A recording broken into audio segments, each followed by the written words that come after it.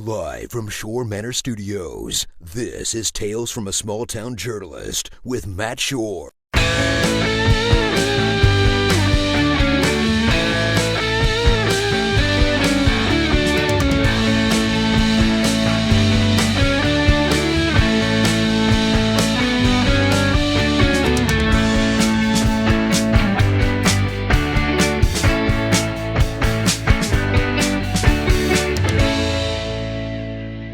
Hey guys, thanks for checking out this episode of Tales from a Small Town Journalist, the podcast dedicated to all the weird and wonderful stories you are only going to hear about from reporters working in small communities just like yours. I'm Matt Shore, and I was one of those reporters for almost 10 years before I finally hung up my camera and my notepad. And in that time, I had some really unique and interesting experiences working with the public, and I got to know a lot of other reporters who also had unique and interesting experiences.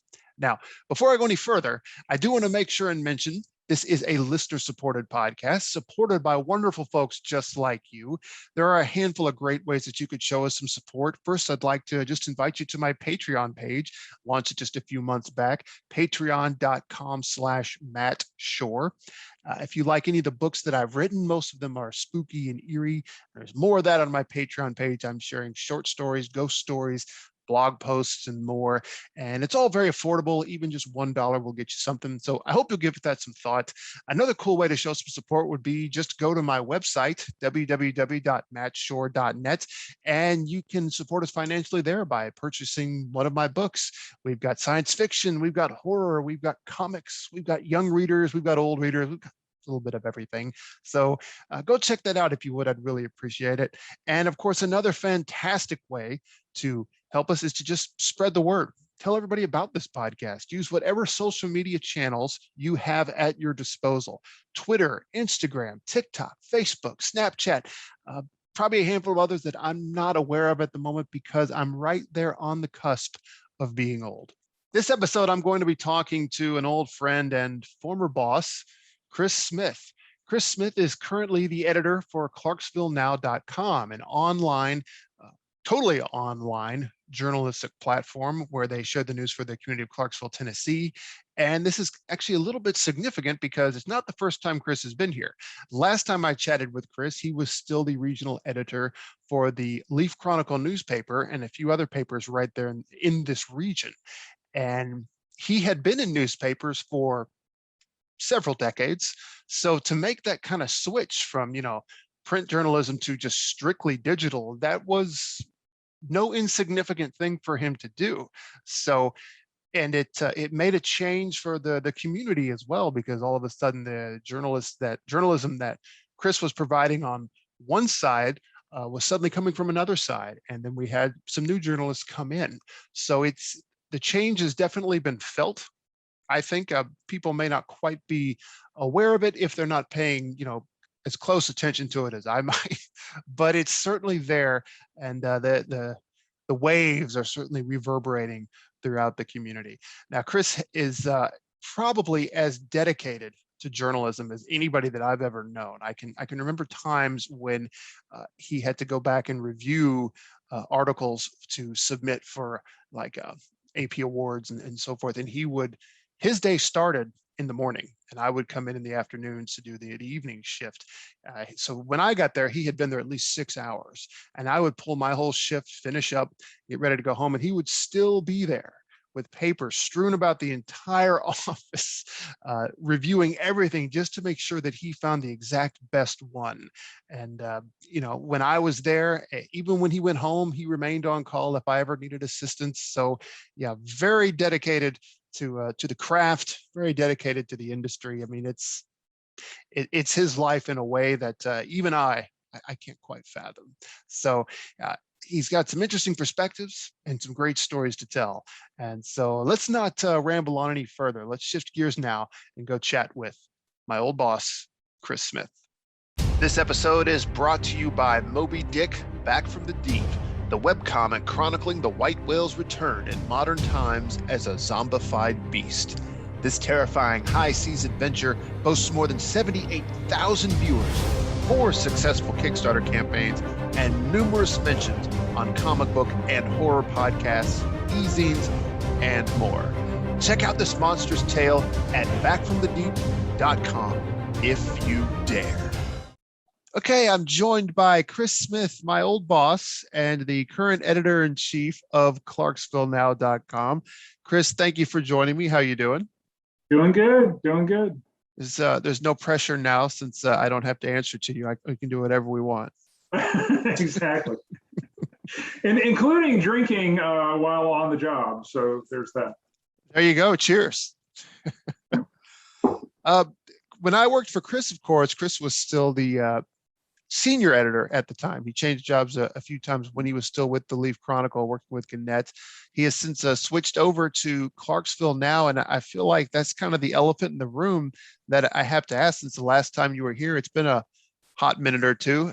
What led to that change, switching over to a new employer? We'll just say, going from print in a newspaper to all digital. Maybe that's a good way. Yeah, it was something I never thought I would do. I had assumed that I would be with Gannett, basically until I retired or I got laid off, whichever came first. And but what had happened is I really owe my career to the Leaf Chronicle, and I can't say enough good stuff. But what it did for me, and I was with the Leaf Chronicle and Gannett for 21 years. But as things started, probably right after I got promoted in 2015 to a regional role where I was editor or news director for the entire region.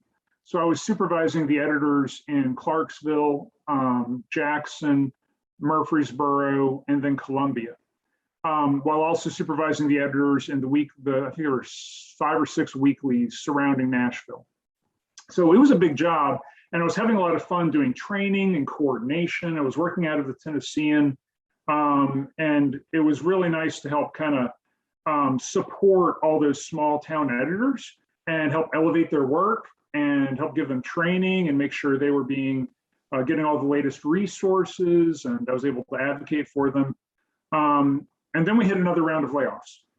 And so that played out from about 2015 to about 2017. And then they eliminated a lot of the editor roles, including in Clarksville. So I still had my regional role, but they made me also editor of the Leaf Chronicle. So I was doing both jobs. And I didn't get a raise to go with that. It was just basically, hey, here's more work for you. And I feel like I did it. I felt like I could do the job.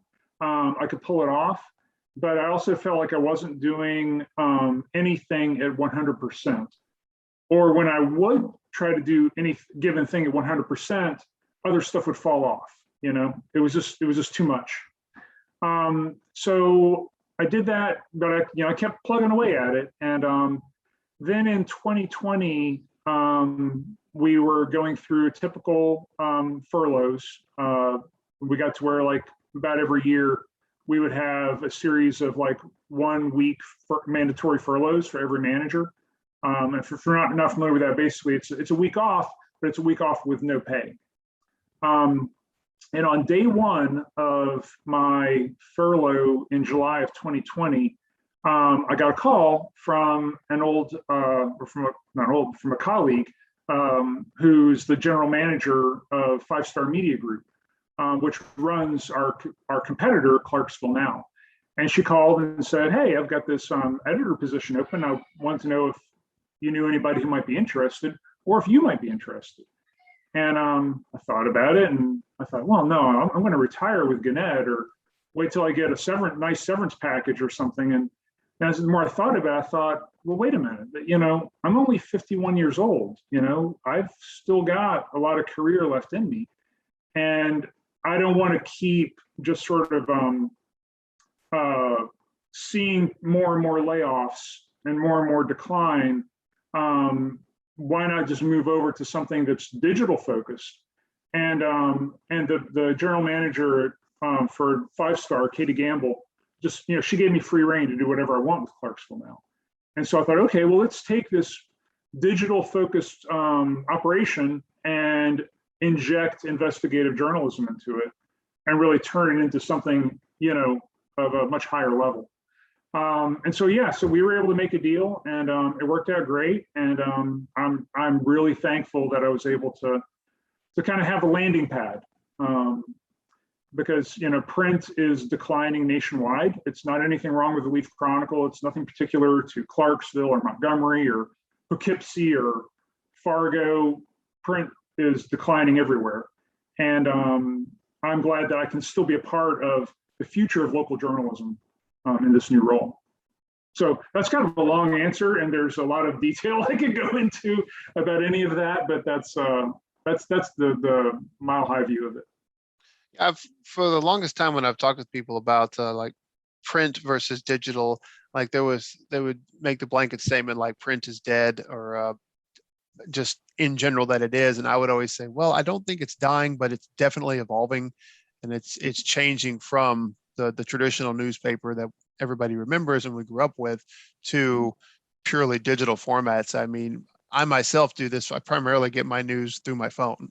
Like I have an app for news sources that I want, and that's where I go to, and that's where I get my news. It's where I get my local news. It's where I get my national news.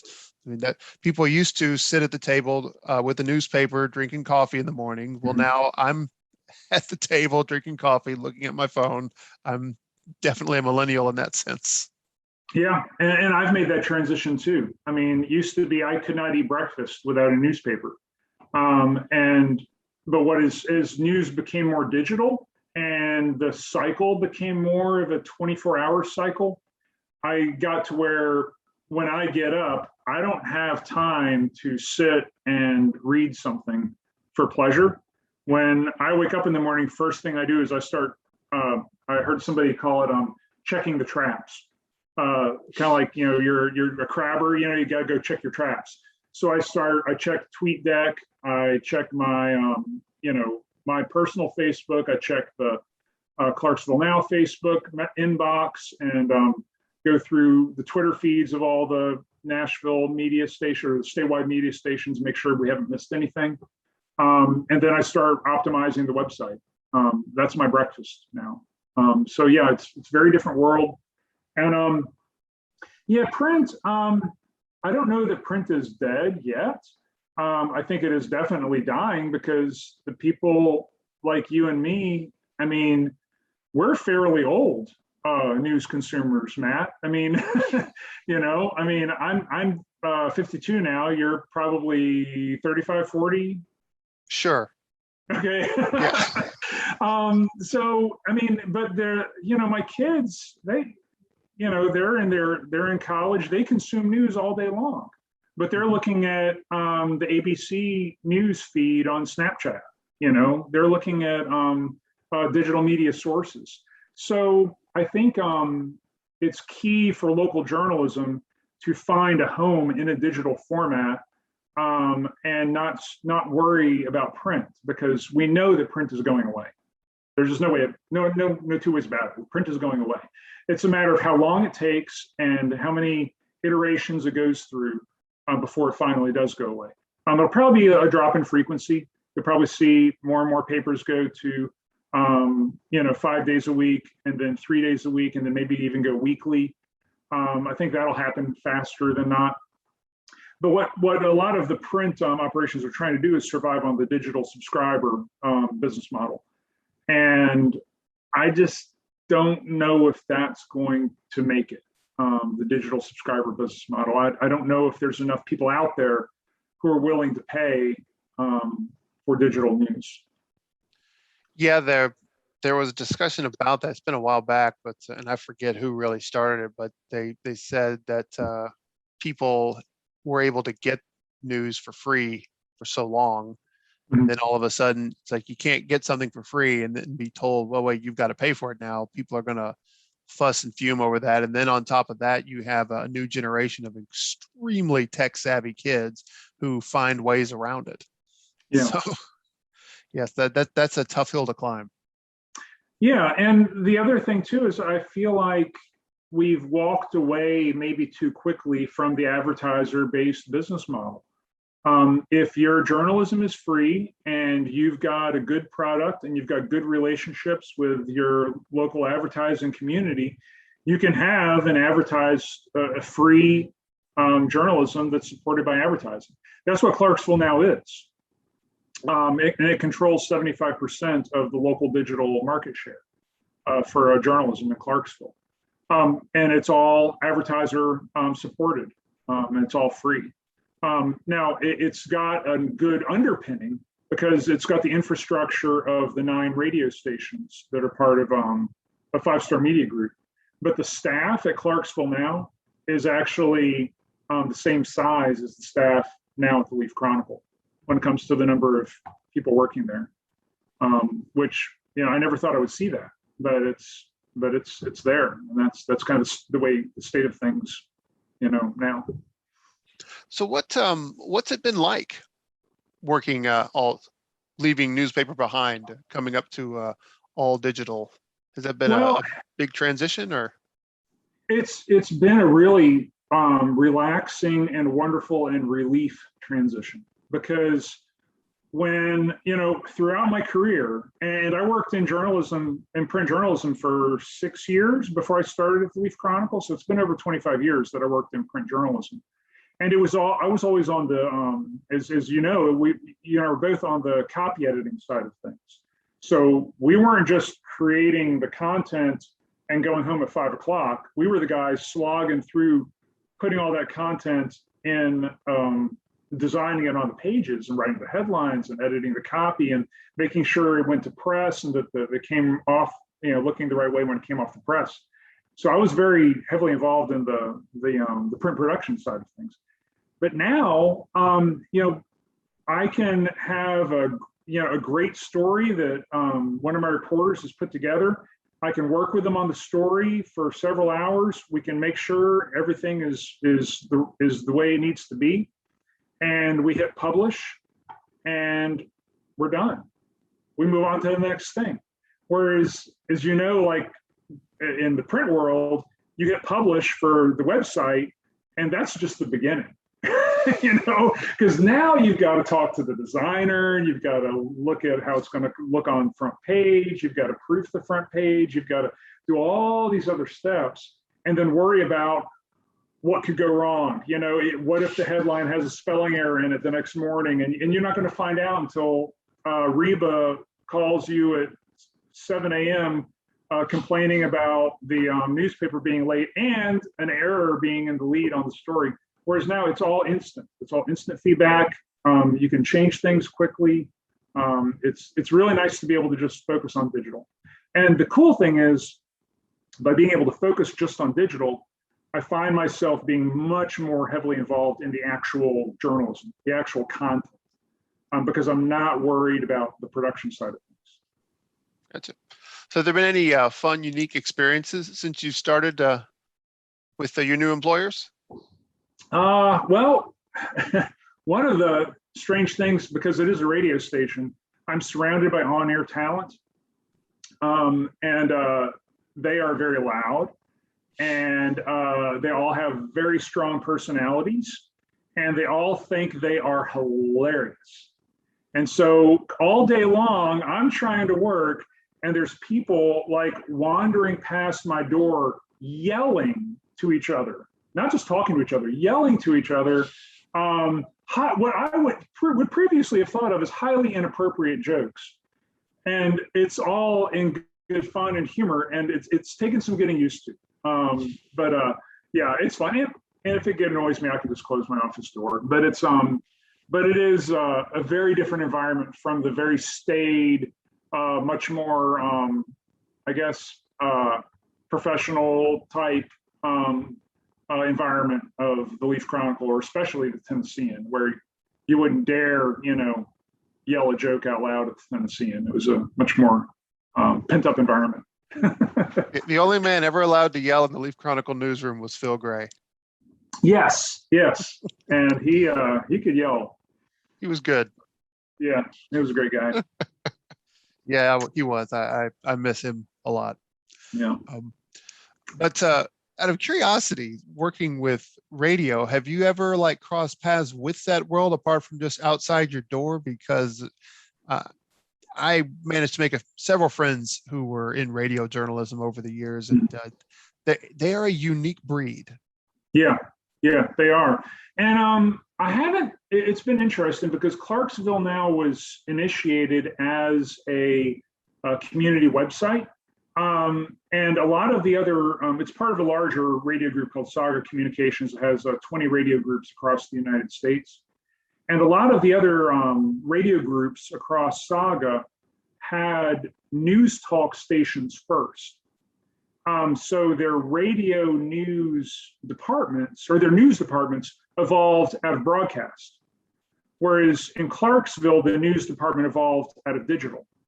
So in a lot of other markets, they have a very strong broadcast radio presence, but like their website's for crap, or their website needs a lot of work. And so I found myself trying to coach them in how to translate radio journalism into like the digital format. And the odd thing is in Clarksville now we're kind of going in reverse, because we just started a talk radio. We've got a new station. It's the former WJZM. It's now WNZE, and it's a news talk station. And we're trying to populate it with more journalism. We're using Clarksville Now journalism, but we're trying to, get that on the air. We've got Lee Irwin, who's a longtime journalist in Clarksville, who's very broadcast focused, and he does a lot of the news, on that station. But yeah, it's a very different environment, and it's and we're trying to it's almost like with video, if you recall the transition to try to get more video, we're trying to get more audio. And so I'm trying to get my reporters to try to record more interviews when they talk to people, so we can get those sound bites, onto the on air. Yeah. Okay. Have you ever been called into the studio? Yeah, well, I've had some fun. One of the neat things about Five Star Media Group is that with all those radio stations and so many different types of music, we can use it to cross promote. So like when we do a weather alert, we can say in there, for the latest weather updates, go to Beaver 103.3 or Q108 for the latest weather updates. And then conversely, on air, they talk about, they promote Clarksville Now. And there's Ryan Pluckelman, who's the operations manager. He and I have recorded a lot of commercials because we all have all this commercial space that we can use on the radio. So he and I have recorded these sort of comedy-based commercials promoting our push alerts, our newsletter, all the different things that we can do, on air. We try to keep it really funny, and I've had a lot of fun with that. Oh, that's cool. So it's like a monthly comedy segment almost. Nice. So do you ever get to tell any of your stories over there? Yeah.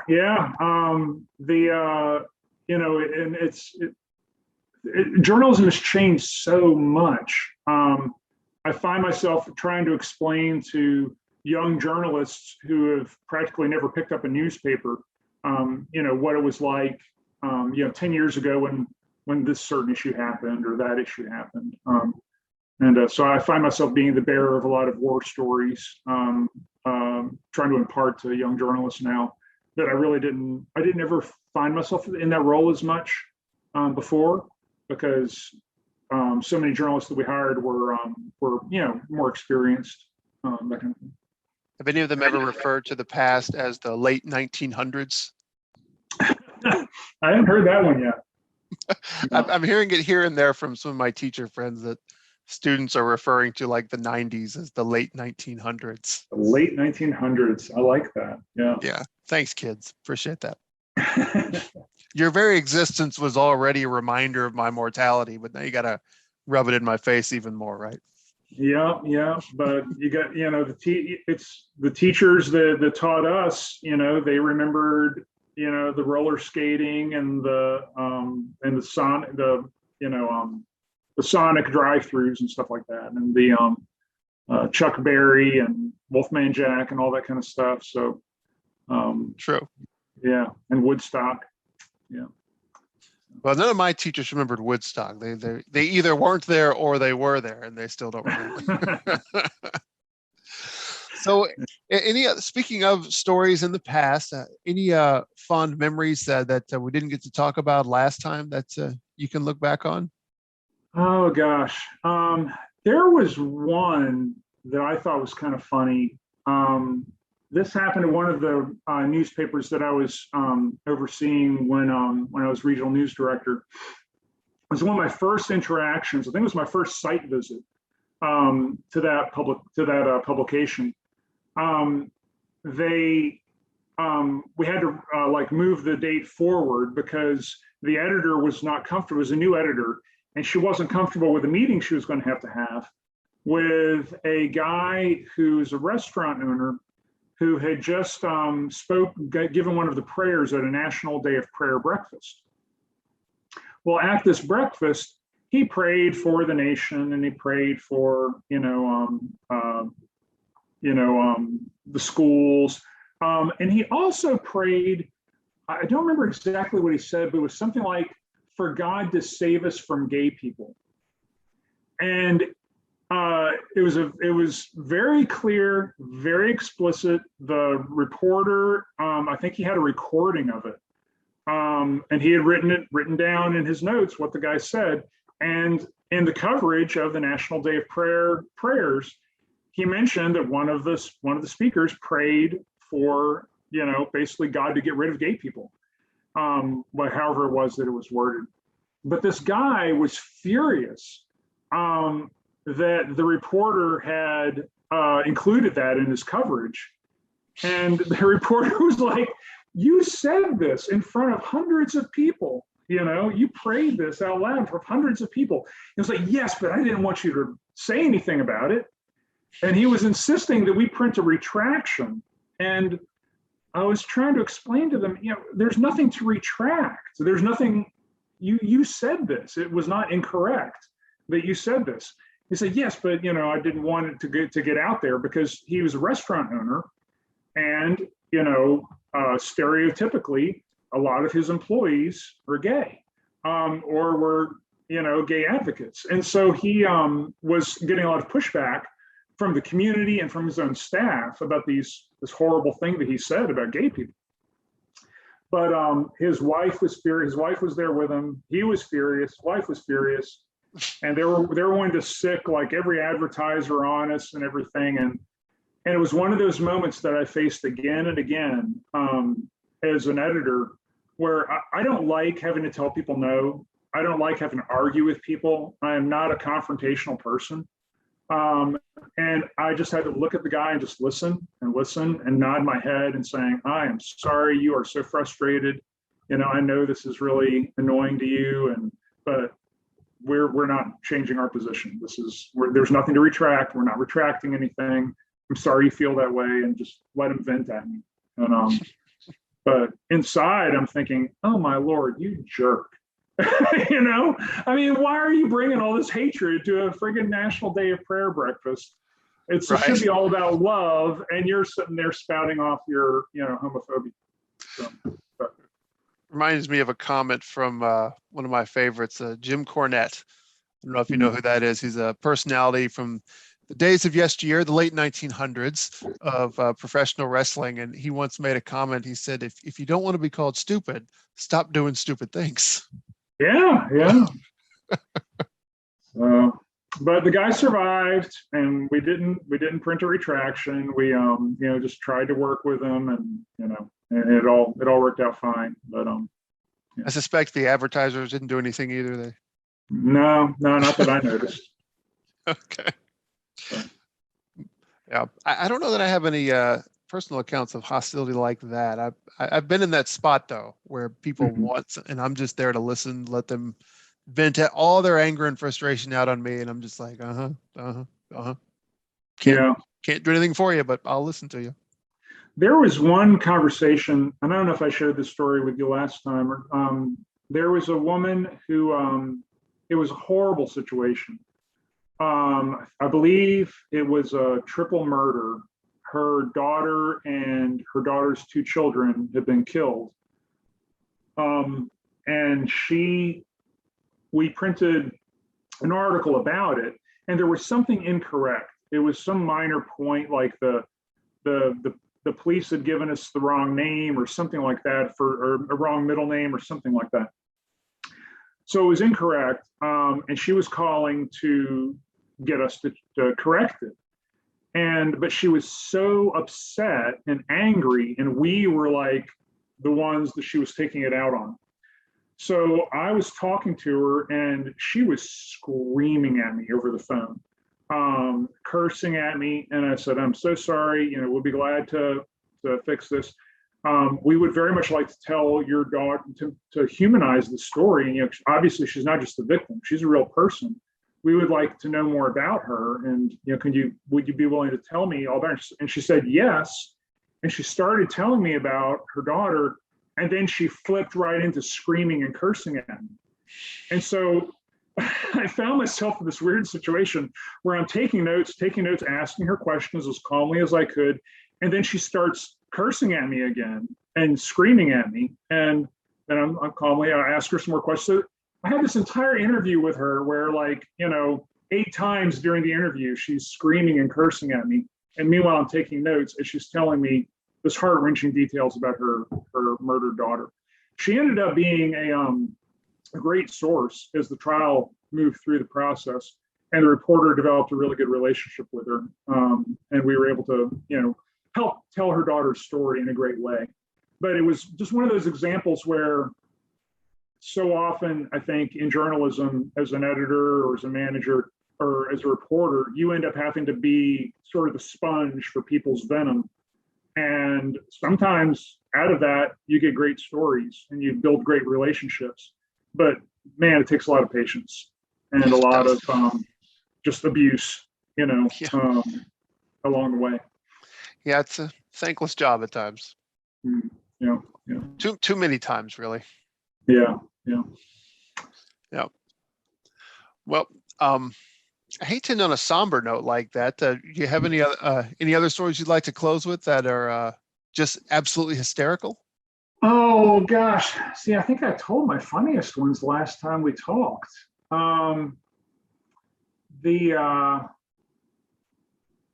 There was one that I found funny. Some other people may not find it funny, but it was a guy came in. This was in about 2010. He came in and wanted to speak to the editor about the Salvation Army. And so the boss Richard wasn't there. So I came around the corner to talk to the guy. And it was a big, heavy-set guy wearing a sundress and an unkempt, dirty wig that was askew on his head. So I walked over and I asked, hey, what's the problem? And he was furious. And it's weird to think about this now in light of all that's changed with the LGBTQ community in the last 5 years. But he was furious because he identified as female and wanted to be on the female side of the Salvation Army shelter, which at that time, and I guess it still is very clearly delineated. There's a male side of the shelter and a female side of that shelter. And if you're staying in the shelter, they divide you up by gender. And this is a big guy, 250 pounds, bulked up guy, wearing an akimbo wig and a sundress. And I just listened to him and talked to him and heard him out and told him there's not much we could do about that story and calmed him down, and eventually he left. But yeah. I don't think you told that one. I think I would have remembered. Yeah, it was bizarre. That was a bizarre one. But it's funny, but I look back on that and I found it very funny at the time, but looking now with a 2021 perspective, the guy had a legitimate point. He identified as female. Mm-hmm. He identified as female, and he was not understood at that time. And probably the Salvation Army, if they haven't done it since, they probably needed to develop some sort of, non-gendered, shelter space for people like that. So I don't know. If he's still out there, maybe he needs to come back to us and we could do a story on it for Clarksville Now. Yeah, there you go. In today's environment, that's a good point, That brings up the thing for me that has been so difficult with those changes, just as a writer, is the use of they as gender neutral, because to me, I grew up and this was drilled into me like hard, that they is plural, because we use they really already in slang, like as to refer to somebody without gender specifics. But for me, that was wrong though, because we're referring to a single person, and that's been a big adjustment for me, accepting that they is no longer just plural. They can actually be singular now, and still working on that one. But and we haven't gone there yet. I want to say maybe there was one article that we did. We did an article recently. Keely Quinlan led the reporting on this. It was a really good comprehensive history. Well, I say comprehensive, more comprehensive than anything else I've seen, of the gay history of Clarksville. The first gay clubs, a big incident at Trice Landing in the 80s where there was a police raid at a hangout spot. The first gay drag queen in Clarksville. A lot of bits and pieces of history of the community, and there were a couple places in there where we were using they in that context, and where we were referring to a drag queen as she, even though we knew in the reporting this is a biological male, but when discussing this person as a drag queen, we would use she.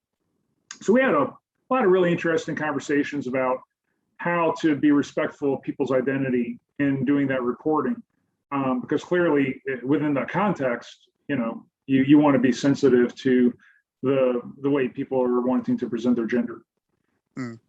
Yeah, so, it's a journey. Yeah, it's a journey we're all on. Yeah. Well, on that note, I suppose I definitely appreciate the time you took to chat with me. Yeah, not as somber as Triple Murder. That's true. Yes, it is. It's more upbeat than that. Definitely good. But it's a good one. Almost like everything is to be continued. So this is the thing that the saga continues on how we navigate moving forward with that. Because I'm still learning. And my attitude early on, I used to tell somebody. They asked what my feelings were about transgender movement. And I was very honest. I said, well, I'll be honest, at this point, I don't understand it. However, I also don't understand black holes, and I know those are real. So I'm still learning and still figuring it out. Yeah. And I think that's the key thing. I think the journalism has a lot to learn from Christianity in that regard. And that's that you have to approach everything with grace and with an understanding that you could very much be wrong. And you have to have humility about that and be more about listening and learning than about trying to superimpose your own thoughts and beliefs on others. Of course, I'm coming from maybe a more liberal view of Christianity than a lot of other people would. But, also a rather journalistic view of things as well. Yeah. That's the whole mantra. Find yourself listening and absorbing, and let people vent and let people say what they need to say. And if you do that, oftentimes you learn way more than you would have ever expected. Mm-hmm. That is absolutely true. Yeah. Good words of wisdom to close out with. There we go. All right.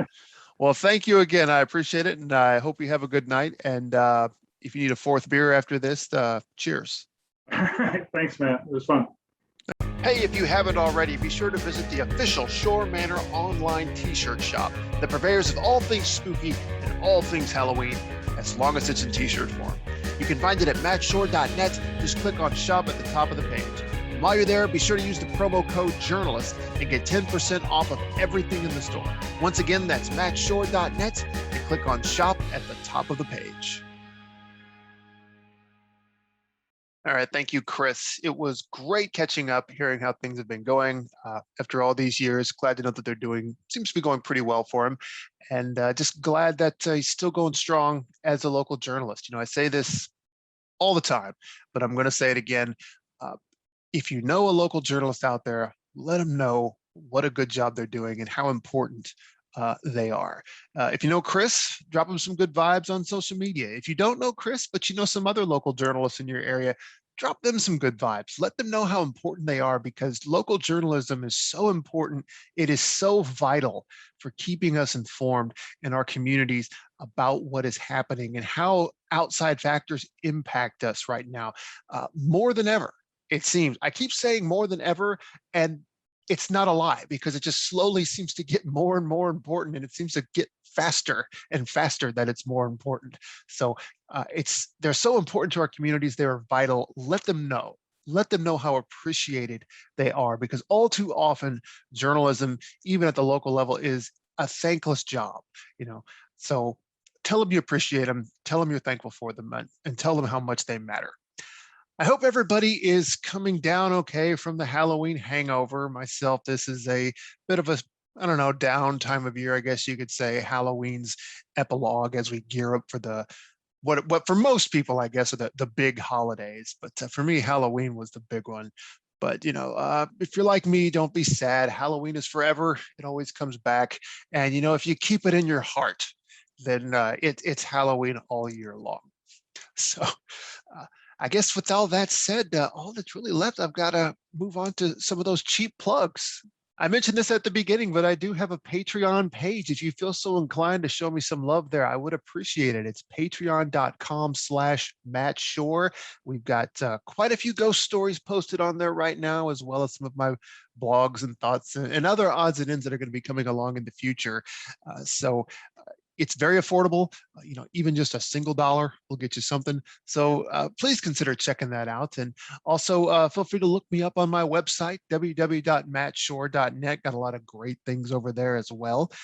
One big thing I do need to make sure and mention is my wife and I launched our own YouTube show. I've mentioned this before, but I want to mention this one again too. It's called The Shore Manor Chronicles, and it's all about our spooky adventures centered around Halloween. The most recent episode, 2 episodes actually, 2 in a row. Haven't done that very often, but they were walkthroughs of our yard haunt this year that we were extremely proud of. So please consider go checking that out, and subscribe while you're there. We're working toward that 100 subscription mark.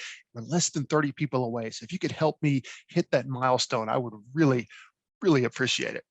This podcast is a part of Shore Manor Studio, which you can find on YouTube and on Facebook. Please look us up there, like, follow, and subscribe. You can follow us on Facebook at facebook.com/Shore Manor, and on YouTube by visiting tinyurl.com/Shore Manor YouTube. All of this show's episodes there are in their entirety, and now, of course, with full video. So check that out. You can also sign up for our official newsletter at tinyurl.com/Shore Manor Newsletter, where you'll be the first to hear about announcements, discounts, and giveaways. So don't miss that. And you can also find this on our official website that I mentioned, www.mattshore.net, where you will find this and previous episodes archived in their entirety. Just click on the podcast link at the top of the page. And finally, if you'd like to connect with me directly, there are a handful of ways you can do so. You can find me on Twitter at @TheMattShore and on Instagram at The Shore, or you can shoot me an email at mattshore@hotmail.com. And finally, I decided to get back on the TikTok bandwagon. We'll see how this goes. So if you're there, you can find me at @The1Matt Shore. That is the numeral 1 Matt Shore. So that brings us to a close. Thanks for checking out this episode. Thank you again to Chris for joining me. And so to everyone out there, keep reading and keep listening. Thanks.